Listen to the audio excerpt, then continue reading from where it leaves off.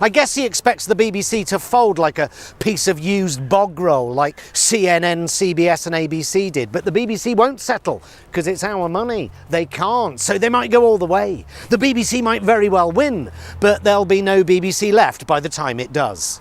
The BBC definitely were right to give the fat, adjudicated rapist fuck-in-chief an apology, because that Panorama edit, it wasn't just dishonest, it was demented. An example of indefensibly hack journalism, and so unnecessary, because the lie they told was so close to the truth.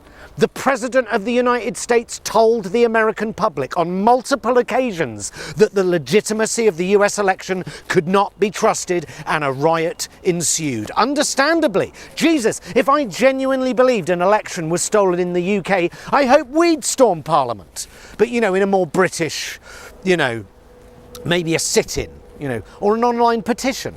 But even if you think the BBC is a left-wing, woke, socialist, paedophile ring, or a right-wing, Tory-infiltrated, genocide apologist paedophile ring, fine, I respect your opinion, I truly do, but you have to look at the people with money and clout who are now laser-focused on ending the BBC once and for all, and ask yourself why.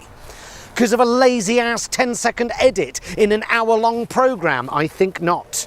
Liz Truss, Suella Braverman, Boris Johnson, people who know a thing or two about losing the trust of the great British public, who want the licence fee payer to line Donald Trump's pockets. The Telegraph, the Mail, Rees-Mogg and Lee Anderson, both on the payroll at GB News, just a coincidence, I imagine. And of course, Nigel Farage, promising to essentially abolish the BBC as we know it if he wins the next election, which now seems all but inevitable. At least he's being open about it, I guess. But why now?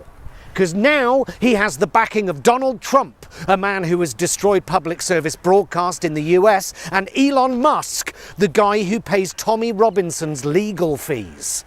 Elon Musk's Twitter AI system Grok now saying, and I quote, defunding the BBC would end the mandatory subsidy for biased content, letting viewers choose truly impartial sources like GB News. I'm not fucking joking.